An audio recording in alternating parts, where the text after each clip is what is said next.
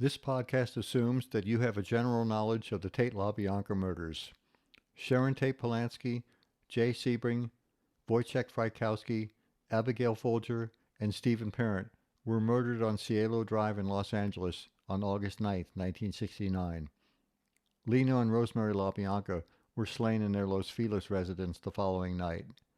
Charles Manson, Charles Watson, Susan Atkins, Patricia Krenwinkel, and Leslie Van Houten were convicted of those murders.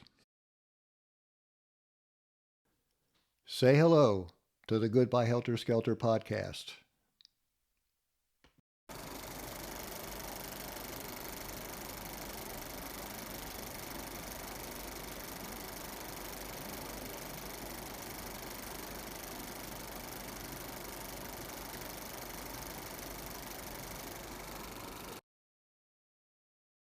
Hi, I'm George Stimson, and this is the 10th installment of the Goodbye Helter Skelter podcast. Charles Manson always maintained that when it came to the murders that occurred in Los Angeles in the summer of 1969, he did not break man's law and he did not break God's law. When it comes to whether he broke God's law, I'm happy to leave that determination up to God. But could Manson possibly have been correct when he said he never broke man's law?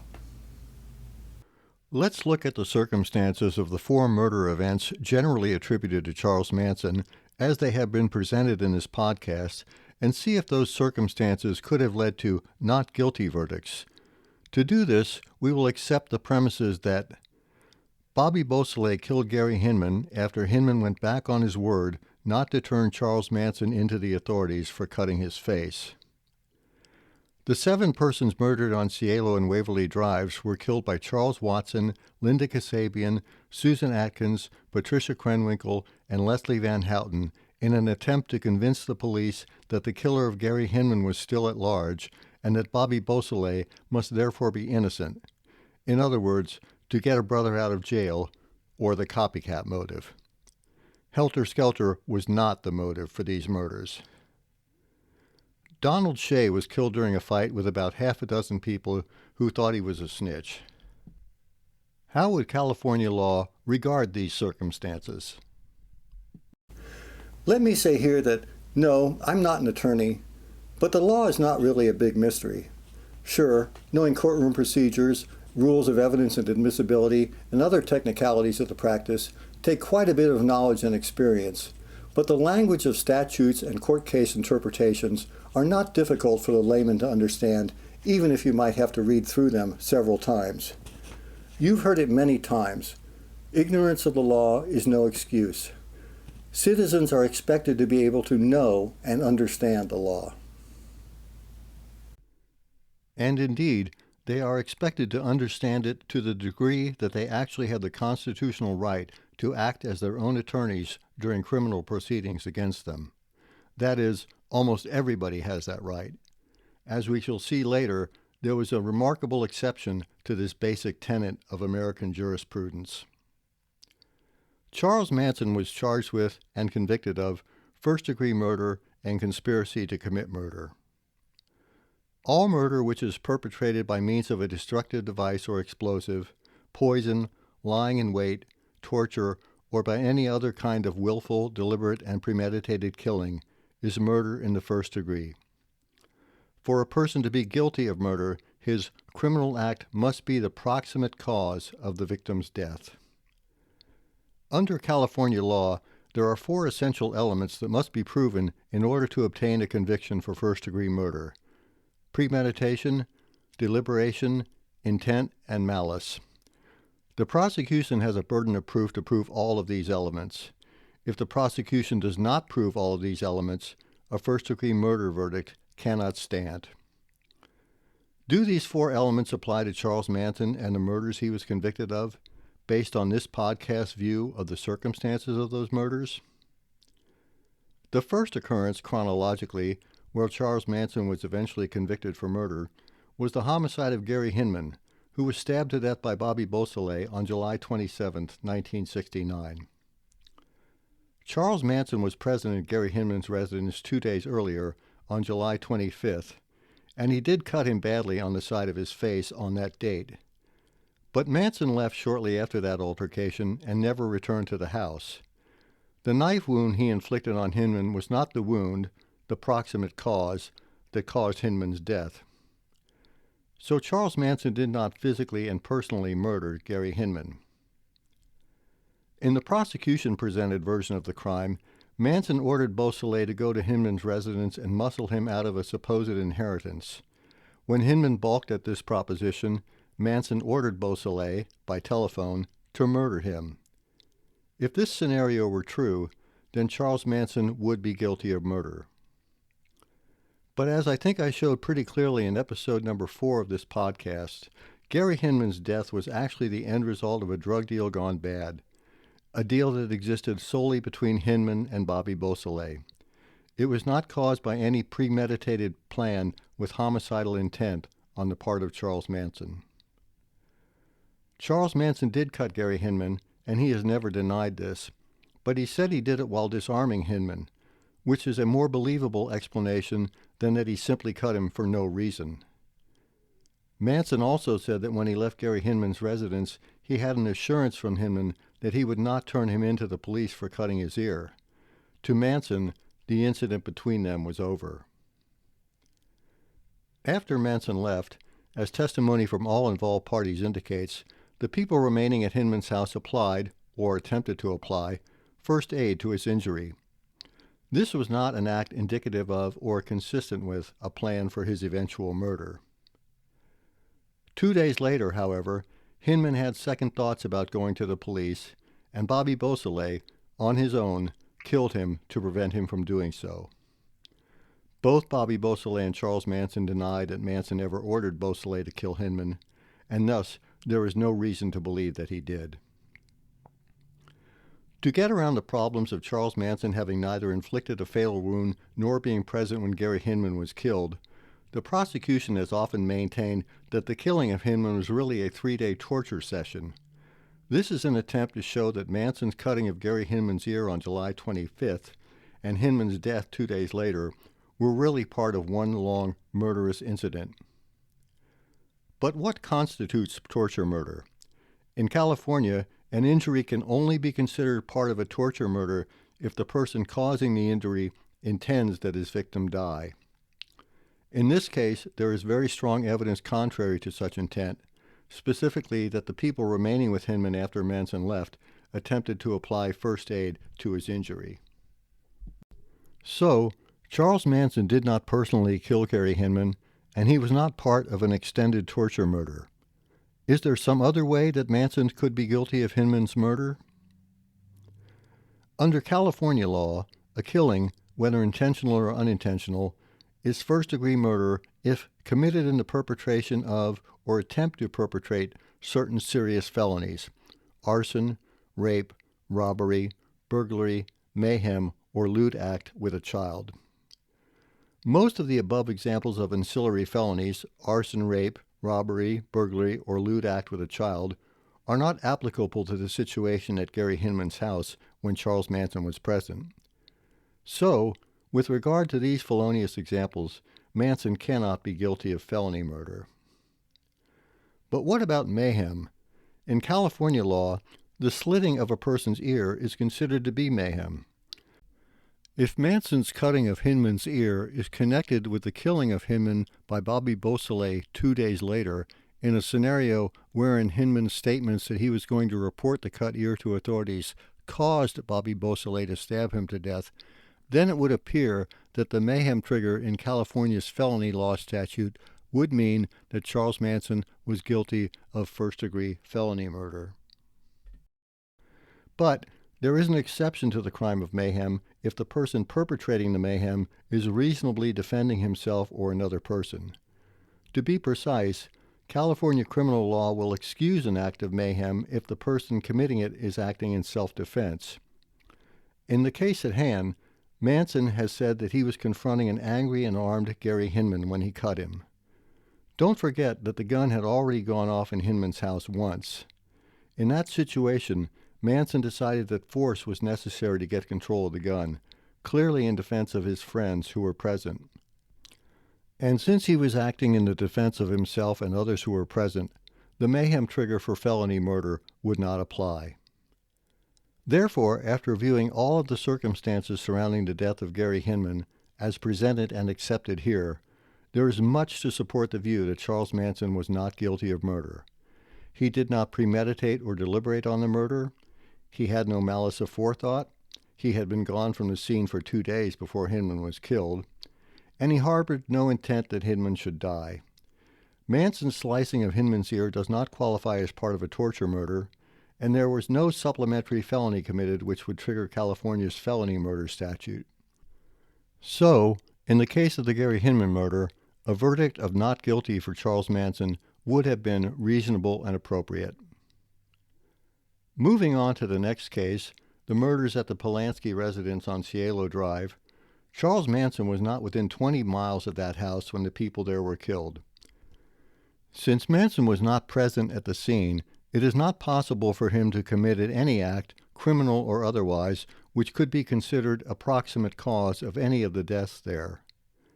Since nobody can seriously challenge Manson's absence from Cielo Drive on August 8-9, 1969, the prosecution's case against him has depended entirely on the theory that he ordered the murders in order to ignite the race war helter-skelter. But since triggering helter-skelter was not the motive for the Cielo Drive murders, there is no evidence of any intent on the part of Charles Manson that those murders should occur. Lacking this key element of intent, Manson cannot be guilty of murder. And this is why the helter-skelter motive is so important to the prosecution. The state does not have to demonstrate motive at a murder trial, but it does have to demonstrate intent. Intent is usually proven by evidence that indicates the defendant did in fact commit the offense, such as physical evidence, eyewitness statements, or the defendant's own admissions. But in the case of Charles Manson and the murders on Cielo Drive, there is no evidence of any intent on the part of Manson except for the fantastic helter-skelter motive.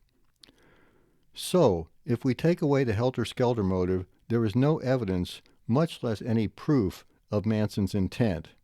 And without intent, there can be no conviction. What about the murders of the LaBiancas? On the night that they were killed, a supposed murder search went on throughout the whole of greater Los Angeles before and after a carload of people from Spahn's ranch arrived at Waverly Drive.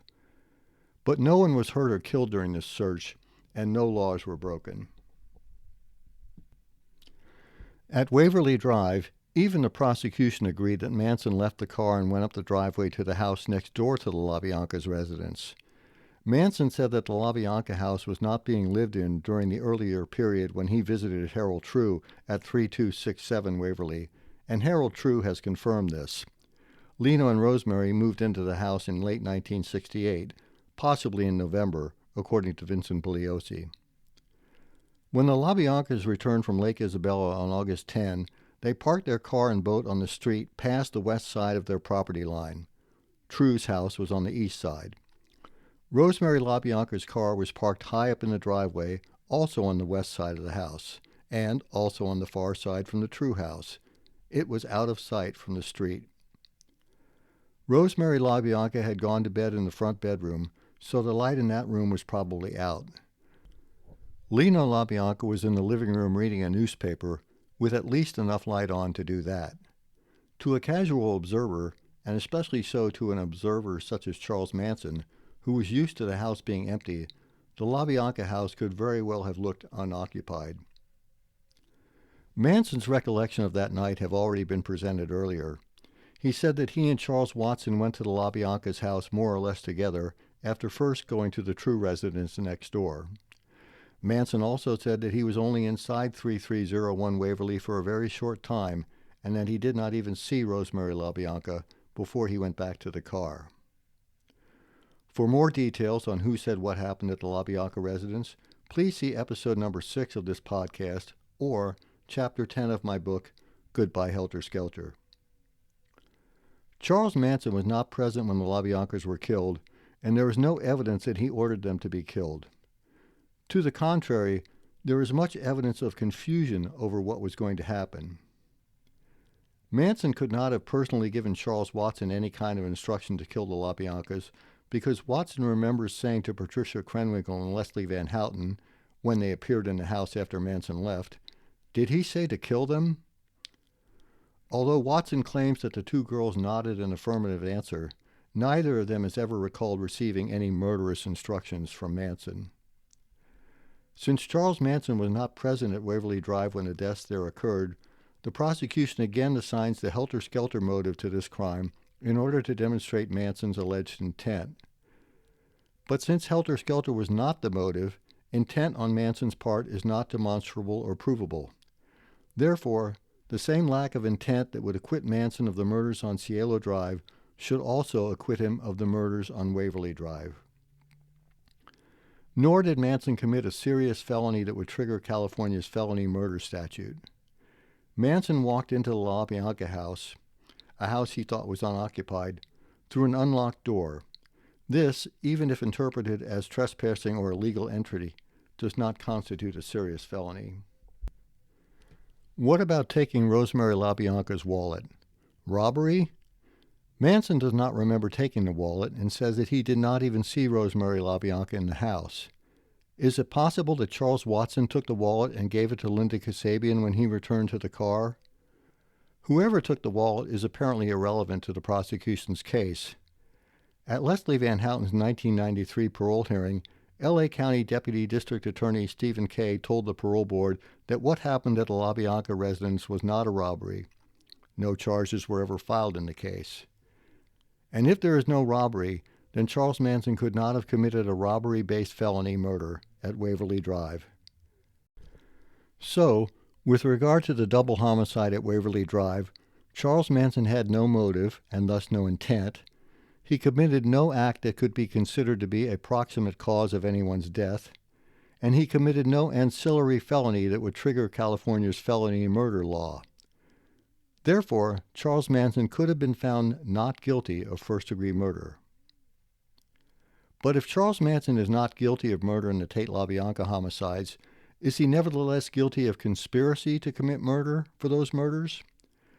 This is a very key question, because sometimes the district attorneys almost seem to concede that Manson is technically not guilty of murder since he did not personally kill anyone and was not present when anyone was killed. As Stephen Kay said at Manson's 1997 parole hearing, Manson didn't kill them himself, so he thinks he's not responsible. But fortunately, in California, if somebody masterminds murders, they're just as guilty as the people that inflict the fatal wound. At first glance, it might seem that Manson did conspire in these murders, especially since he admits being involved and even confesses to making certain suggestions, such as telling Charles Watson to drop a pair of glasses at a crime scene or telling the girls to leave something witchy. Aren't such admissions evidence of a conspiratorial state of mind? In California law, a conspiracy is an agreement between two or more persons with specific intent to agree to commit a public offense and with the further specific intent to commit such offense, followed by an overt act committed in this state by one or more of the parties for the purpose of accomplishing the object of the agreement. Therefore, there are 5 necessary elements to a conspiracy: agreement, 2 or more persons, specific intent, unlawful object or means, that is, commission of a public offense, and an overt act. The Tate LaBianca murders were the only murders linked to the conspiracy charge. Discounting the helter-skelter motive and accepting the copycat motive as the real driving force behind these homicides, do the circumstances of the murders on Cielo and Waverly Drives warrant a conviction against Charles Manson for conspiracy to commit murder? With regard to the homicides perpetrated at the Polanski residence, the crime clearly does contain all of the 5 elements needed for a conspiracy conviction, for the people who committed it, that is. Charles Watson, Linda Kasabian, Susan Atkins, and Patricia Krenwinkel all agreed to do something to get Bobby Beausoleil out of jail. Specific intent was demonstrated by the legal interpretation that the specific intent requirement for conspiracy is met when the accused person had a specific intent to do an unlawful act in furtherance of the conspiracy. It is unlikely that any of the people who drove away from Spahn's ranch on the night of August 8th and 9th thought that they were not going out to do something that was unlawful, because all of the considered means of doing something that would result in Bobby Beausoleil's release, whether by committing copycat murders or by robbing people to obtain money for bail or lawyers' fees, were clearly unlawful. 2 or more persons were involved. All of the options considered in the effort to obtain Bobby Beausoleil's release involved some kind of illegal activity, thus meeting the unlawful means requirement. And the group committed an overt act the minute they got into the car. So, for the actual participants in the homicides at Cielo Drive, convictions for conspiracy to commit murder are apparently warranted. But what about for Charles Manson? According to Manson, the only reality I had in any of that was I gave Tex a pair of glasses and told him, drop these somewhere. He has also said he told the girls to go with Watson and do whatever Watson said to do and to leave something witchy. Since Manson himself readily admits that he did these things, we can accept that they did happen. Indeed, most proponents of a guilty Charles Manson accept these things as being true. But there is no evidence that Charles Manson ever agreed to participate in whatever the people leaving Spahn's ranch were going to do. To the contrary, Manson specifically told those people that he was not entering into any agreements with them because he had already committed 2 seriously illegal acts, shooting Bernard Crowe and cutting Gary Hinman, and was not going to participate in any more activity that could get him sent back to prison. You say there was no family, there was no Manson family, there was a group of people that were having a good time. They say you told them, the leader business, you told them to go murder. That's what they testify. No. Did Watson testify to that? No. Did Watson say that? No. Did he write a book and say that? He may have said it in his book, after he convinced himself of it. Yeah, he did. But he said this basically, this is what I thought Charlie wanted me to do. Yeah. See, what happens when you're dealing in the street and you're dealing in life and death? Life and death is going by you like this every day. Right. There's a guy with a knife. But you're not dealing in the street. You're up in the mountains playing a guitar. No, this is where my thought is running, see? You guys sit down, you compute all this, and you know, this all, but to me this goes by, like I may face life and death situations 4 times a day, like it was dust on my shoulder, you dig? So Tex has a little problem, he has a little problem, he gives me a gun, he can't deal with it, I have to go deal with his problem. Which is? I have to go shoot somebody for him because he's too much of a coward and he's laying up underneath the bed with it. Who'd you shoot? I had to shoot lots of Papa. Who? Some guy down in the drug world. I had to go down and take care of some business that was not my business.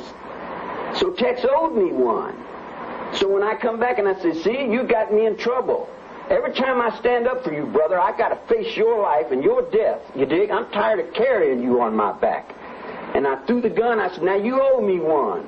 And if you don't pay me when you owe me, then I'm going to pay you what you owe me. You see what I'm saying?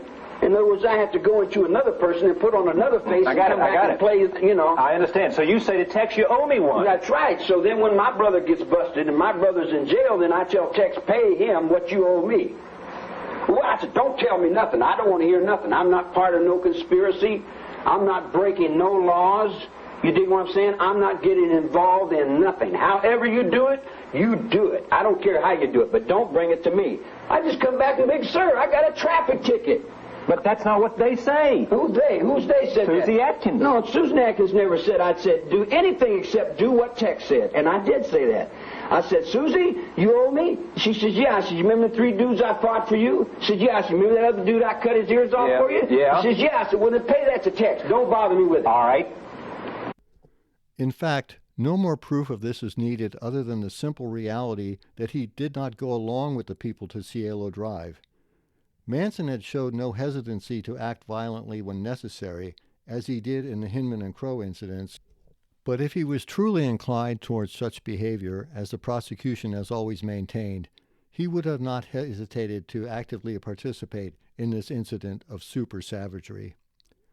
Not even the prosecution's star witness, Linda Kasabian, who was promised a grant of immunity for 7 counts of first-degree murder in exchange for her complete and truthful testimony about those murders, was able to testify that Manson agreed to any murder plan.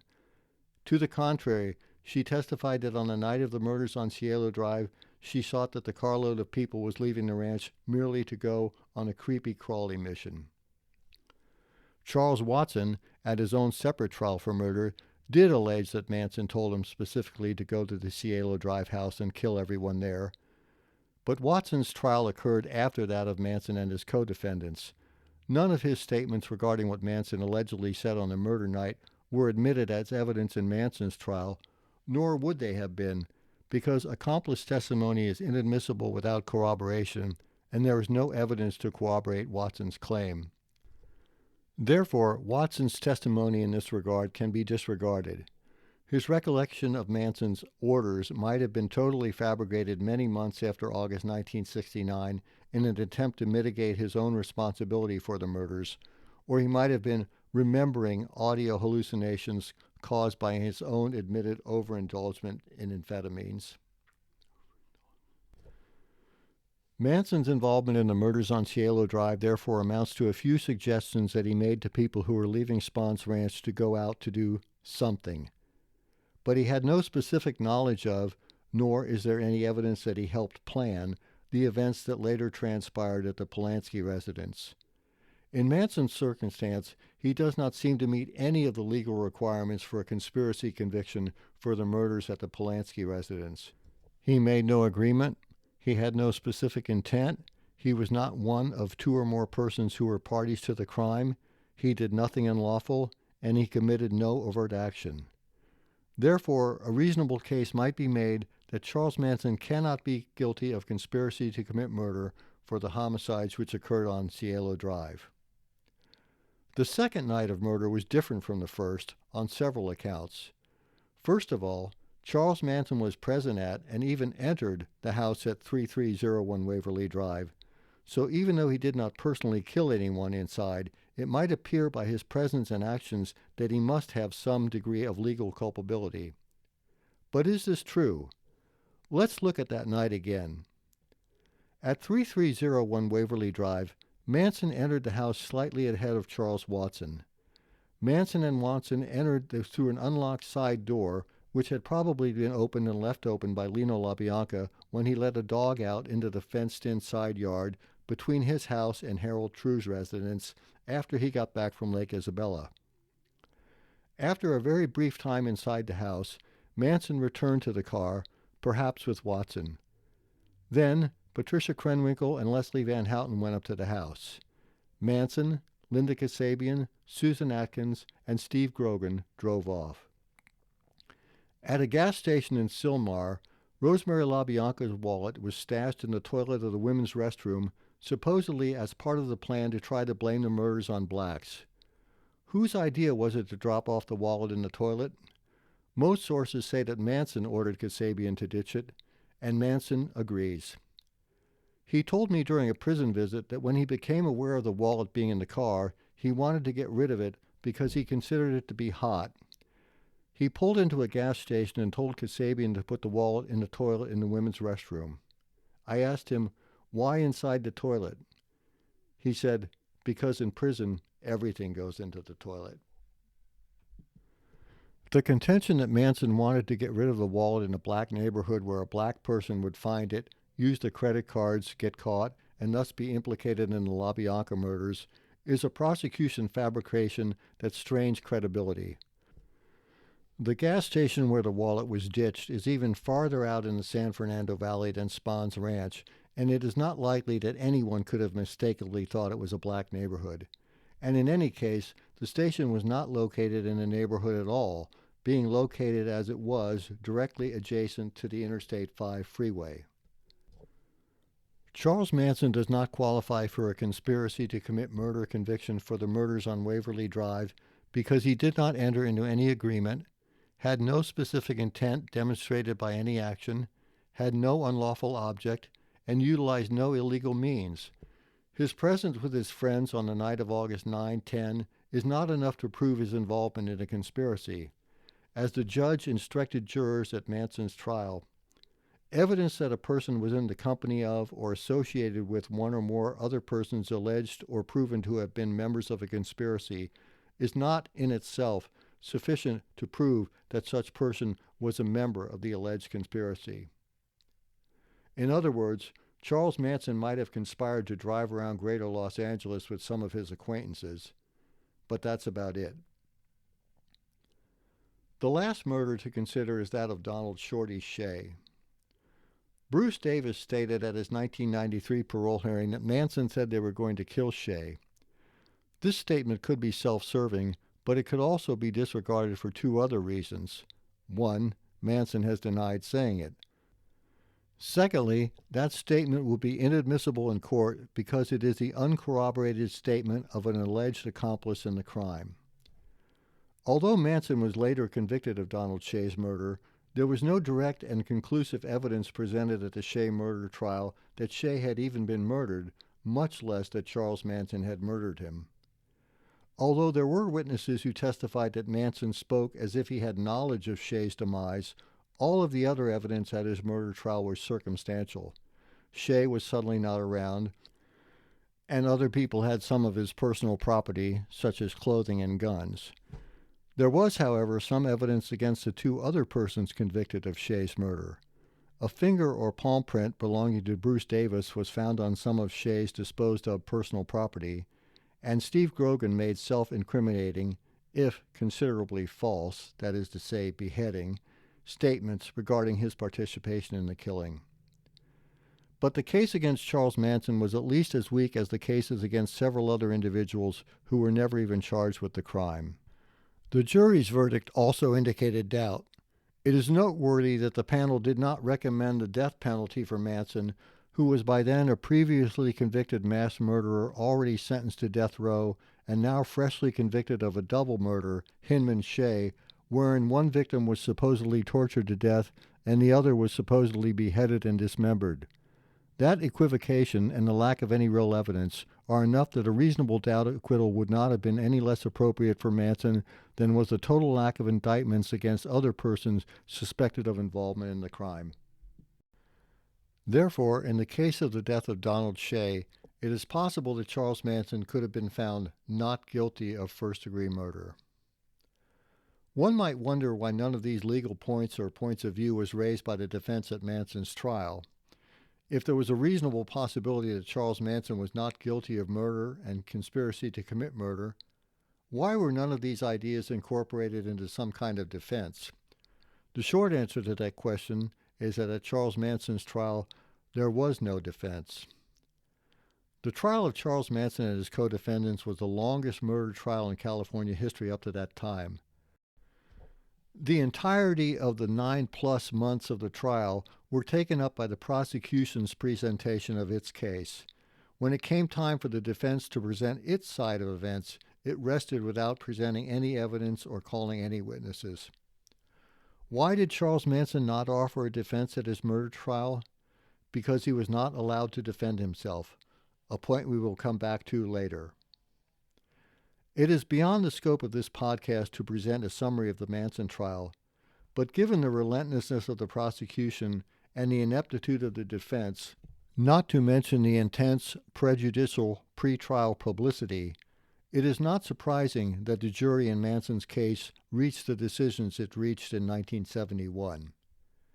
But if the jury had instead been given the versions of the crimes presented in this podcast and the legal arguments presented in this episode, it is possible that it might have acquitted Charles Manson on all counts. In fact, it is not just possible, but it would have been required to do so by the law. It is one of the standard procedures in any criminal trial that after both sides have presented their versions of the case, the judge then reads instructions to the jury which explain how it is supposed to apply the law to the evidence that has been presented in court. In Manson's case, the judge read dozens of instructions, but only 3 of them need concern us here. All 3 of them are based on a cornerstone of American law, the premise that accused persons are presumed to be innocent until they are proven guilty beyond a reasonable doubt. Here are the jury instructions that concern us here. All 3 have to do with the presumption of innocence and the reasonableness of presented crime scenarios. Please note the highlighted sections. Instruction number 2 said that you can only convict a person of a crime if the evidence presented not only points towards a defendant's guilt, but cannot be explained by any other theory of the crime. Also, jurors are required by law to accept the more reasonable interpretation of the evidence. Instruction number 32 had to do with a specific charge of premeditated murder, but is similar to instruction number 2 in that jurors can only find a defendant guilty if the evidence of the crime is not reconcilable with any other theory of the crime. And again, jurors have to accept the more reasonable interpretation of evidence. Instruction number 52 was similar to instructions number 2 and 32. Specific intent can only be proven if there is no other hypothesis of the crime which points towards a lack of such intent. And, yet again, jurors are required by law to accept the most reasonable interpretation of evidence.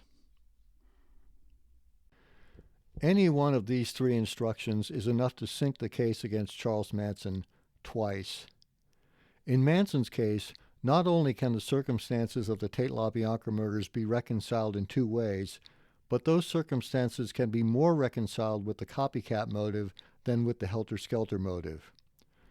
There is nothing in the evidentiary circumstances of the murders that implies any kind of racial facet of the motive, but all of the circumstances of the crimes fit the copycat scenario. Thus, the more reasonable interpretation of the evidence points to that scenario. It is the second part of these instructions, however, which ultimately dooms the prosecution's case. If, on the other hand, one of the interpretations appears to you reasonable and the other to be unreasonable, it would be your duty to adopt the reasonable interpretation and reject the unreasonable interpretation.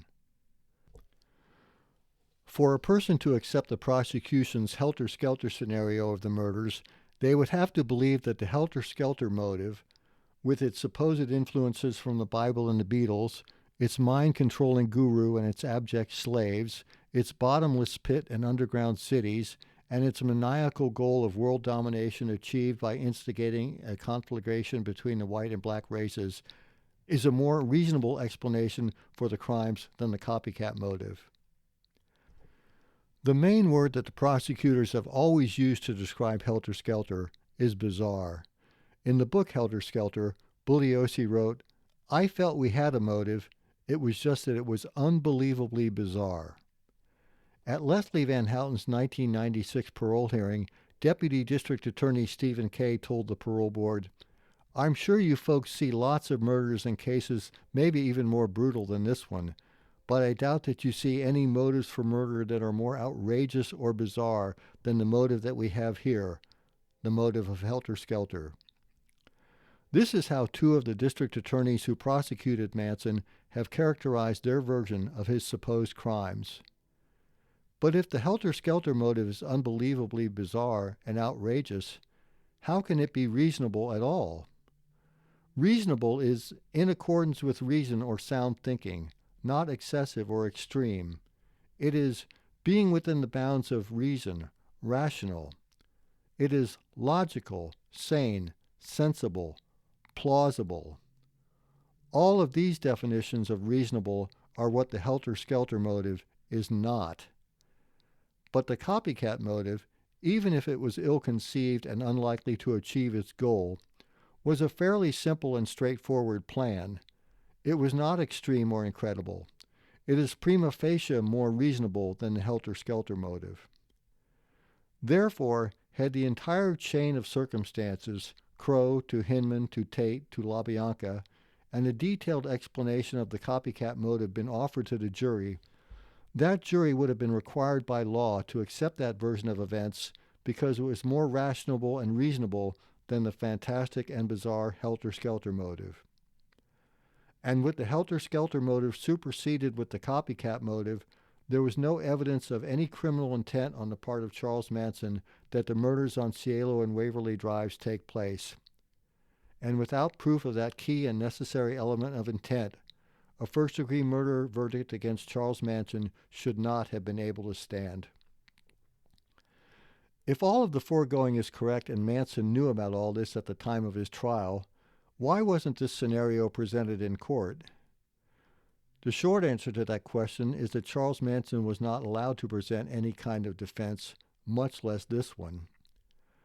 The convictions of Charles Manson for the Tate-LaBianca murders might have been miscarriages of justice, But they were brought on by another judicial error, the denial of Manson's constitutional right to defend himself at his trials. It is well documented that from the very beginning of the legal proceedings against him, Manson voiced his desire to represent himself. On December 17, 1969, just 8 days after his arraignment, Manson made a formal request to do so in the courtroom of Judge William Keene. "Your Honor, there is no way I can give up my voice in this matter. If I can't speak, then our whole thing is done. If I can't speak in my own defense and converse freely in this courtroom, then it ties my hands behind my back, and if I have no voice, then there is no reason in having a defense. Lawyers play with people, and I am a person, and I don't want to be played with in this matter. The news media has already executed and buried me. If anyone is hypnotized, the people are being hypnotized by the lies being told them. There is no attorney in the world who can represent me as a person. I have to do it myself." Judge Keene ordered Manson to be examined by Joseph Ball, a former president of the California State Bar Association. Ball's assessment of Manson, presented in court on Christmas Eve 1969, was that he was an able and intelligent young man, quiet-spoken and mild-mannered. We went over different problems of law, and I found he had a ready understanding, remarkable understanding. As a matter of fact, he has a very fine brain. I complimented him on the fact. I think I told you that he has a high IQ. He must have to be able to converse as he did.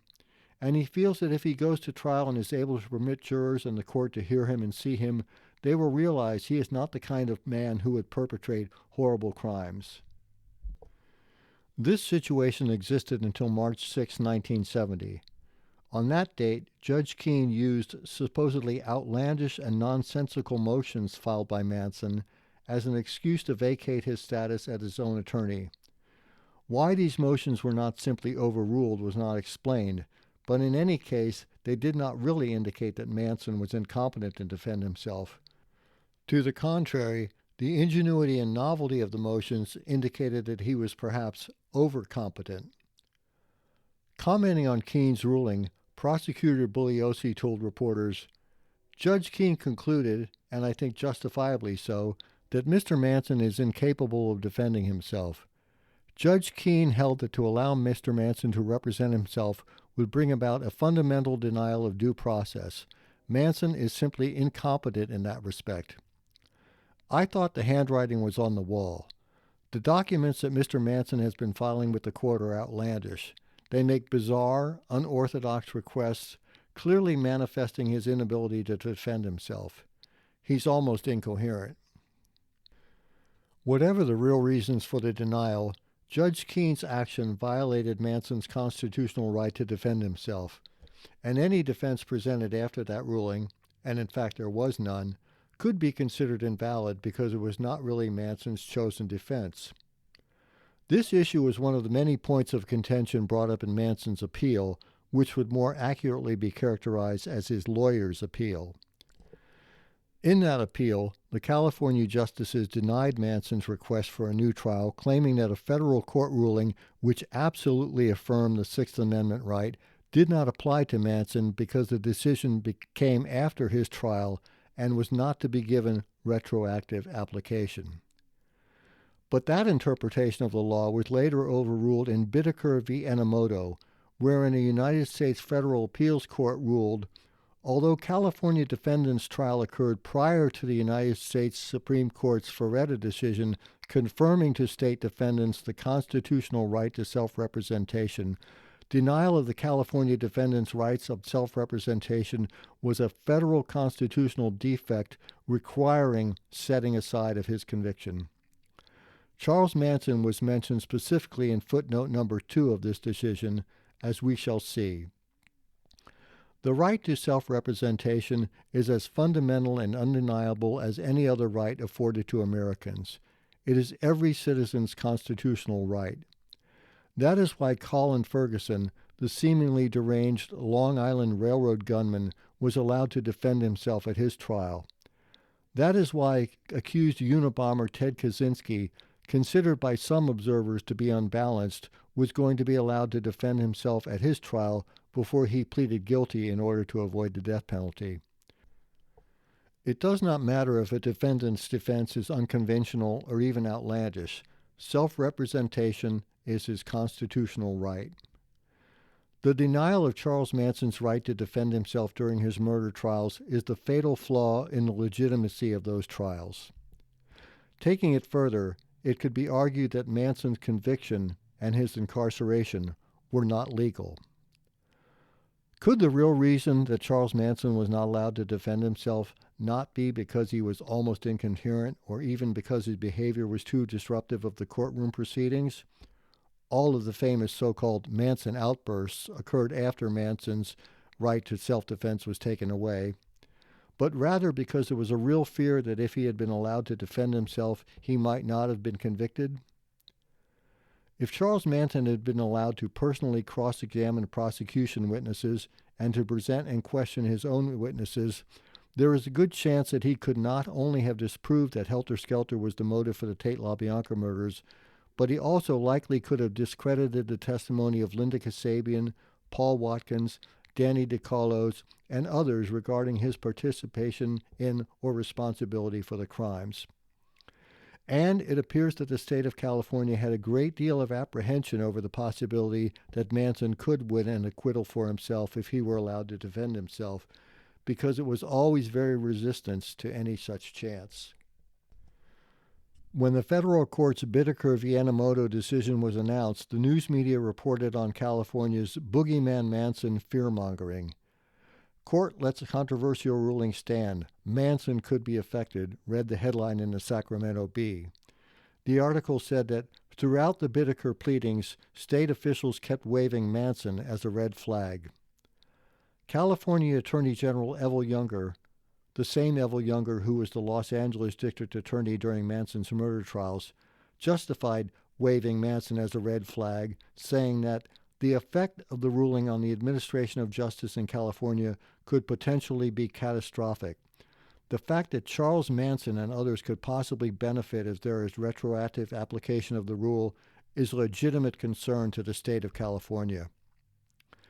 In reply to this, the federal court was firm of its condemnation of Younger's attempt to use Manson as part of a legal argument.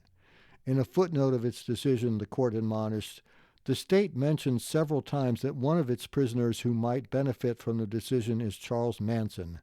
We do not encourage this type of advocacy. A federal court must make its decisions in accord with the Constitution and the laws, without regard to the notoriety of parties or non-parties. You couldn't have it any clearer than that. Even Charles Manson deserved to be able to defend himself, something that was his most profound desire.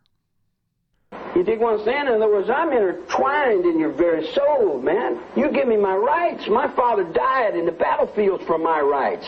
Then I go down to L.A. and some district attorney wants to get rich and make a lot of money. Yeah. He's got something that's selling good. He dumps it over on me. It's okay. Yeah. There's only one poor guy down here. He's nobody. And they overlook the fact that I had already been brother in this penitentiary for 22 years. I speak big in that yard out there. But did they overlook that fact or not? Sure, they overlooked it. Well, how did they overlook it? They took my rights, man. Yeah. You don't take my rights. You'd rumble the graveyard from here to the unknown But soldier. you respect power, and the system works this way. The state has power, and if, in fact, you violate the laws of the state, they have the power to put you away. Sure. You respect that? Sure. I did for 22 years. That's right. That's why I'm mad. That's why I'm mad. I held that up. When I was a child, I used to be crying and bitching, and the old man said, you do the crime, boy? And I'd say, yeah. And he said, well, shut up and do your time. What do you think about the idea of responsibility, taking responsibility for your own actions? I do. The You court believe in ran that? for me. Sure. Now, let me ask you a question. All right. How comes the court shirked and turned their backs on me and wouldn't give me my rights? They gave you your rights. Rights in what redaction? I didn't even get to put on defense. Yeah. When it come to defense time, they said, we're taking too long in this, covered it up and told the public another outburst, another Manson outburst. Yeah. If you... What defense did I put on? What witness did I call? Did I call one witness? I never got to call one witness. You will not find any group of people who will not believe, who don't believe that Charles Manson got a fair trial. And human rights are over in Russia. We won't look at Charles Manson. We'll just cover that up. We won't look at the fact that we've had a 9-year-old kid locked up and blaming him for everything we did since 1943, will we? How can you give society rights when society don't give rights? Which rights do you think have been violated? I didn't even get to put on a defense. I never got to call one witness. When it came time for me to put on a defense, it became a political thing. Let me give you this real quick. The Catholic Church has been trying to turn this country into Catholic for years. They ride on the courtroom. The Protestant Church is the United States government. The Constitution was a covenant with the cross and the Bible. Freedom of religion was freedom of our religion. Freedom of the Protestant religion, out from underneath King George to where the honest labor man, the man of the mountains and the hills and the guys in the hose, had entrance into the court. But when you cut me out of the courtroom, you didn't give me my rights in a courtroom. You tripped over yourself, Nixon. When you set a thought in your courtroom, that sets a reality in these men that hold the procedure. They are paid to hold that procedure in the will of the rules. The rules are the will of God. That's what the law is. It's there to protect everyone. What about Charlie? Are you going to give Charlie his rights? We can't give Charlie that courtroom. If we give him that courtroom, we got to give him the robe that goes with it, because Charlie knows more about what's going on in this world and country than we do, because it goes to this: sunshine. The father of our father went into war and in the grave that fought for our rights in this country. My grandfather lays buried in the veterans' burial ground for my rights. I have permission by the Constitution to bear arms. And if you don't abide by those rules and rights, then I have the right to go into revolution and do anything to you that you're doing to me. That's a revolutionary, universal law that comes from God. A minute ago, though, you were talking about shooting people who broke the law, which would That's require God's will. a certain amount of... There's a difference. There's a difference. There's a difference. Yeah? There's a difference. What is the difference? The difference is that if you're not prepared to do that, then you shouldn't be representing the law. Yeah. Because in order to do that, you'd have to be willing to be shot.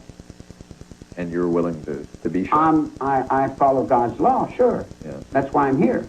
That's why I've been through all the things I've been through. So wait a minute, I told the court, I did not break the law. Whatever I did not break the law, because the law is truth. The law is justice. The law is the 14th Amendment. We're standing on 13. Let's look at 14 now. Give me my 14th Amendment, man. Give me my rights in a courtroom. Let me call my witnesses just like I'm supposed to have. Judge Keene took my pro per. And the very same person that snuck the writ in to get him to take my pro per, he signed a contract with to make movies. Pro per means? My right to defend myself, an assistance of counsel. I never got into that courtroom. They stood a lawyer in front of me and said, "This is your lawyer." I said, "That's not my lawyer. That's your lawyer." "No, that's your lawyer." "No, he's not my lawyer. I'm my lawyer. According to the rules and regulations of this Constitution, you know where my lawyer is? The lawyer that you gave me, not you, but the system gave me, is in the nut ward. He's crazy. He's insane. He was insane the day you gave him to me. But you put him on me. There wasn't anything else I could do. I had to accept him." I said, "Well, I'll take you to get my pro per back." And then he just kept lying, faking. And then when I knocked him down in the courtroom, they said I was bad. It's not fair. It's not right. It's not justice. It's not my rights. I heard your father on TV talk to the United Nations. And I listened to every word he said. And every word he said was as perfect as if God had said it himself. I said, now that he said it, who's going to enforce it?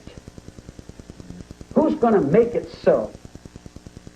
We're all supposed to get rights. Well, then give me my rights. So why wasn't this avenue of appeal ever pursued after the Bittaker decision of 1978?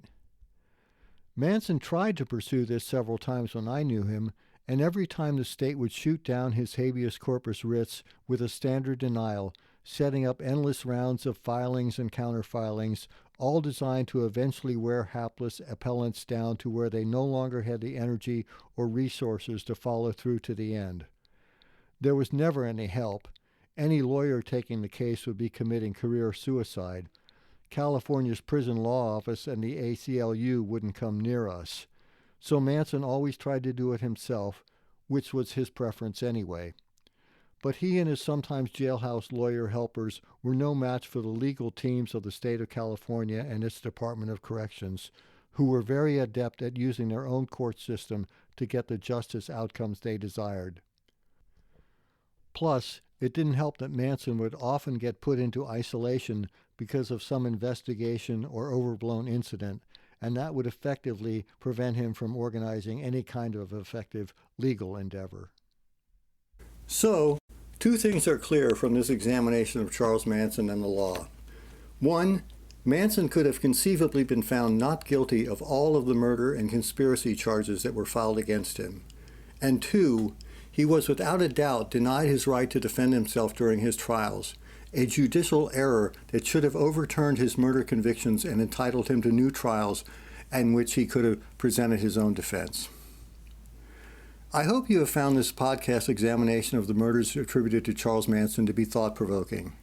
And if you'd like to share any of those thoughts, please let me know. For more details and information about Manson and his cases, please read my book, Goodbye Helter Skelter. Otherwise, this episode of the Goodbye Helter Skelter podcast concludes the preliminary presentation of my take on Manson and the crimes he was convicted of committing. In future episodes of this podcast, I will re-examine any details of the case as become necessary due to new information or ideas. Otherwise, I will focus on some of the other aspects of Manson and his case, starting with a look at other books about Manson and other theories about the crime. But first, I'm going to reread this.